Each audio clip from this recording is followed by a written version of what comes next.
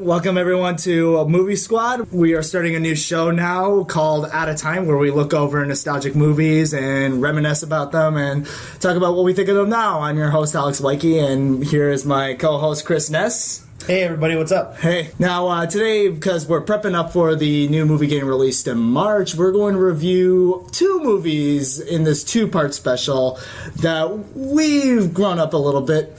We've grown up on for quite a while. Whether or not they're good, that's up to you and up to us. And it goes a little something like this. Go, go, Power Rangers! Yeah, so in preparation for the reboot, we're going to review both Mighty Morphin Power Rangers, the movie that came out in 1995, and Turbo, a Power Rangers movie that came out in 1997, I think it was. It was either 97 or 98. Yeah, I think it was 97. That's going to be a two-part episode. That's going to come out next month. And then for right now, we're going to review Mighty Morphin Power Rangers, the movie that came out in 1995. What was your earliest memory of this movie, actually?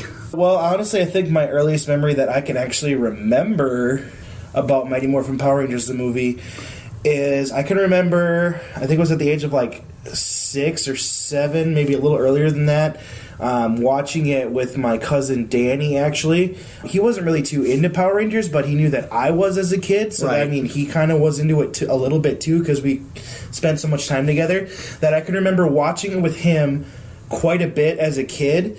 And then one time we got so excited because we were hanging out one time and it was on TV, like on cable TV. Right. And so we watched it on like HBO or something. I don't remember the exact channel, but we watched it together and it was just the coolest thing ever. Yeah. And then another thing for it was they came out with, obviously, video games for it for like the Sega Genesis and the Super Nintendo. Yeah, well, they came out with video games for like practically everything back in the 90s. Right, yeah, but I never had a Super Nintendo, but Danny did have a Super Nintendo, and I can remember also when the movie came out, going over to his house and playing his Super Nintendo, and we played Mighty Morphin Power Rangers, the movie, the game, because he had it on his Super Nintendo. We didn't play it in color because his TV that we played it on didn't have color. But that didn't matter because we were playing the Super Nintendo. Obviously, I always had to be Tommy. Tommy was my favorite Power Ranger. Yeah. Still is to this day, but I mean, everybody loves Jason, David, Frank, Tommy. But I always had to be Tommy, and he was either Adam or Rocky. Yeah. And I can also remember that back then, when we were playing the game, we named, like, all the levels after the Rangers. Right, yeah. And it was funny because I had never actually beat the game until I was, like, 18. Yeah. But anyway, so, like, we named and I could just remember that, and that was a lot of fun. Yeah, you know, it's funny you mentioned that you were playing the game on a color TV, because it's like, wait a minute, how can you tell which Ranger's which? They both act the same. Well, yeah, they both act the same, and they both look the same in the games anyway. Yeah, so it's a good thing you played Tommy, because he's the only one with a shield. Right, it was the only one that was different. But that's probably my oldest memory, is just kind of, as a younger kid, playing the game with my cousin and watching the movie as a kid, because I just loved Power Rangers when I was younger. I absolutely loved it. With me, my earliest memory, because like just like you, I loved Power Rangers as a kid. Like I watched a lot of the shows. I was born a lot later than you, so I started watching it like towards like the later eras, like Lost Galaxy or Lightspeed Rescue. But they had the Mighty Morphin Power Rangers episodes on VHS tape at my old video stores. If you don't know what those are, that was Netflix when everything was still analog. So anyway, I remember one day we were at the cabin, and it was my family's cabin, and when we went to this gas station, this little local gas station, they had like a whole little video rental thing, and they had Mighty Morphin Power Rangers, the movie, and I never saw the movie at that point, and I was like, whoa, they made a movie?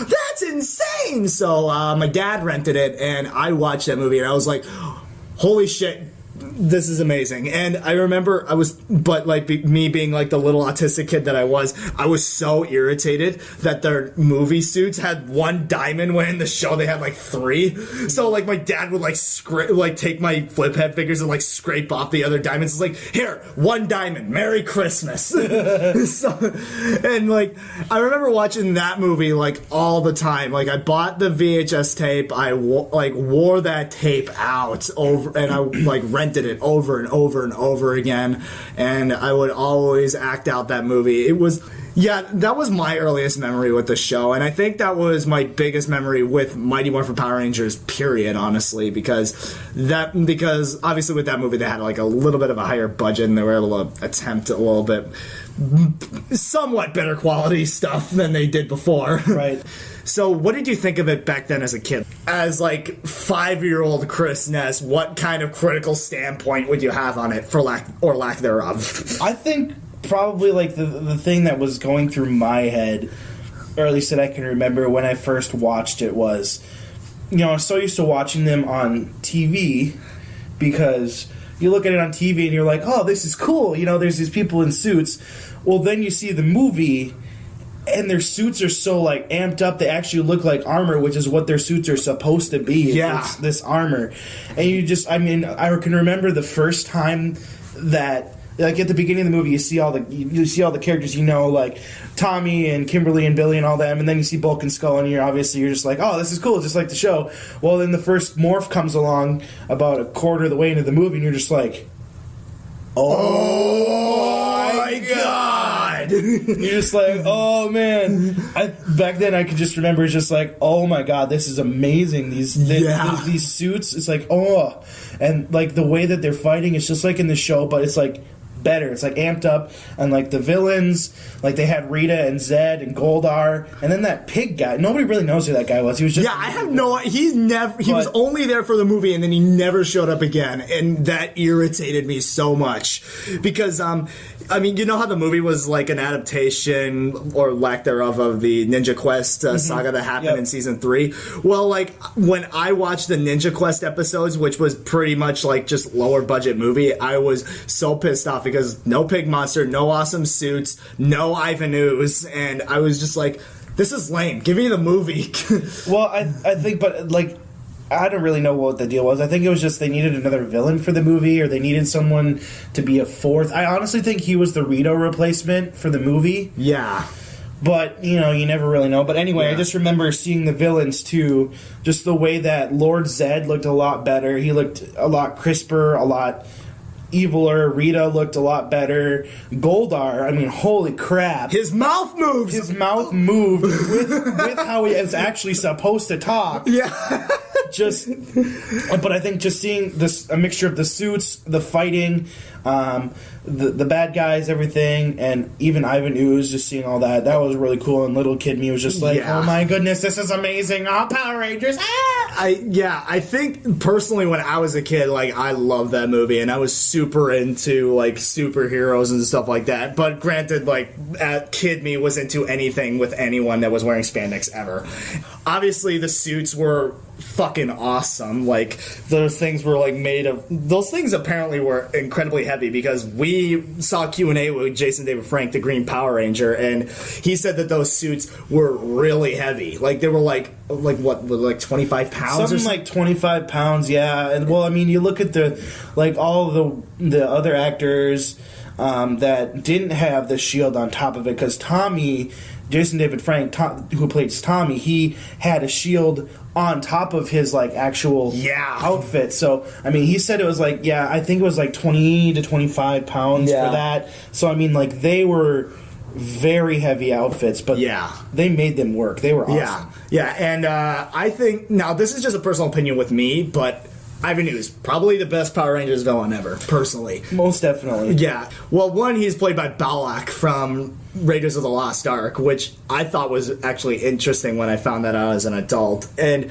hamming it up throughout the entire movie, he's clearly having a blast doing it. And honestly, his design is probably one of the most original designs out of the whole show or the movie, because obviously with the show, they have old Japanese footage and the suits are clearly made of foam and stuff, but Ivan Ooze, obviously, because it's a 20th Century Fox movie and has a lot bigger budget, they can make him look menacing enough, for kids at least. And just the way they execute him in the movie, I think really works. If anything, even people who didn't like the movie when it came out said Ivan Ooze was the best part. That shows something to me, honestly. But yeah, as a kid, I fell in love with it. I loved it, watched it all the time, wore out the tape. Now as an adult, Now, this is where things kind of go different, because obviously when you grow up, your brain cells grow, you hit puberty, you hit that weird phase where you don't know what you like, men, girls. Amy Jo Johnson. Well, anyone will like her. Everybody's first 90s crush. Admit it, boys. If you watched Power Rangers, you know that was your first 90s crush. My first 90s crush, and I still am crushing on her to this day. Yeah. She is still hot. She is, honestly. Have you, did you see that one show she was in? It was a Canadian show. I don't remember what it was, but it was a cop show. My parents were watching it one day, and I looked at it, I was like, damn, she still looks good. And I don't know how old she is now, but she's in her I want to say she's in her 40s. I'm pretty sure she's in her 40s. She still looks good. You know who still looks good now, even by her age? Jennifer Aniston. I'm serious. She still looks good. But anyway, I'm getting off track here. As an adult, Chris, what do you think of the movie now with your adult brain cells? With my adult brain cells. Well, personally, me being the Power Rangers geek that I still am to date, I don't really have a lot to nitpick, I don't think, about it. Yeah. The main thing I think to this day, I still wish they would have put more Bulk and Skull in the movie. Yeah, they're in the movie. They're in there, but they're not fully in there, and I realize it's a Power Rangers movie. But Bulk and Skull were put in Power Rangers to be a comedic relief and to be like these bullies that are there and then they turn friends or whatever you want to call them, because eventually they become friends with the Power Ranger characters. They're in it for 2 minutes. Yeah, they're maybe in there, like, well, it's more than 2 minutes, but like maybe maximum 10 minutes of the whole 180-something minute movie. Yeah. I don't remember how long the movie is, but they're maybe in there for like 180 10 minutes for sure. 180 minutes is 3 hours. Okay, I'm sorry. I don't know my math. I don't think they would ever make a 3-hour Power Rangers movie. Not even with this reboot. I don't think it'd be 3 hours. Okay, so however, we'll say it's like an hour and 30 minutes long. So like yeah, and they're like minutes. But anyway, yeah. I don't know. I don't really have too much. I still love the movie to this day. Like, it's weird because I guess with me being a geek, and have such a connection to my nostalgia, it's hard for me to look back at movies as a kid and just say, like, look at it with critical eyes, obviously, because you still have fond memories with it. It's kind of hard to do that. But, obviously, I can see why people didn't like the movie. It's clearly a Power Rangers movie for Power Rangers fans, and if you didn't like Power Rangers, you're not going to like the movie, obviously. So really, like, if you're going to watch this movie as an adult, you really got to know what you're getting into, obviously. Like, maybe that's going to change with this reboot, because I know they got to get, like, a lot more fans into here, because, they can't just please Power Rangers fans. They got to appease everybody. And, with this movie, it was a different time. It was, like, 1995, you can please just the fans and you'll be perfectly fine. Honestly, I don't really know, like, any big critical things I can really say about it. It's hard to criticize a movie you've watched a lot, especially as a kid, you know what I mean? Because, like, I don't know, it's such a different beast than any other movies I can really review, because it's Power Rangers. What can you really say about it? You either love it or you hate it, and clearly we both love it, so it's really hard to hate it. But granted, though, there's another Power Rangers movie that, we'll get to that in part 2. We'll get to that eventually. But yeah, I can't. I think one nitpick I have is that, like, it's kind of similar to your Bulk and Skull argument. Why is Lord Zed and Rita really in this movie? Because, yeah, they're the main villains of the show, but why are they in this movie? They don't do anything. The only thing they really do is they show up at the beginning of the movie and they free Ivan Ooze. Yeah, that's literally it. And that could have been anything, obviously. And, you could, like, make the argument, well, they're the main villains of the show. But there have been ways to just not have Rita and Zed. There have been plenty of situations where Rita and Zed, like, are barely mentioned and it works. And honestly, you could have made this work as just a standalone movie and still make it canon with the show and not have Rita and Zed. You could have just made it Ivan Ooze as the main villain and not have Rita and Zed, and that would have been good, honestly. I would have actually preferred that. But, that's just kind of a nitpick with me. Obviously, another nitpick I have is that the show did not use the movie as canon, and that bugs me. And I can see why, because like a lot of things are like drastically different, you know, because they upped the budget. They had to show off like the big special effects that are really, really dated. Yeah. Let's face it. The Ninja Megazord that thing looks terrible. Terrible. And let's put it in perspective. This came out 2 years after Jurassic Park. And Jurassic Park looked good. And I don't know what the budget for this movie was, but I mean, I know it was less than Jurassic Park, but come on, guys. That was a lame CGI Megazord. Well, there's nothing like CGI Megazord battles. There's nothing like CGI Megazord battles in the 90s. I guess. Because it's just... it looks something out of Space Jam. That's literally what it looks like. It looks like just... like a cartoon layered over live action, and that's just weird. Well, yeah, that's because we're looking at it now with our, as we call it, adult brain cells. Yeah. But back when we were little kids, we're just like, whoo! It looks real! And then when you're an adult, you're just like, wow, this looks fake as hell.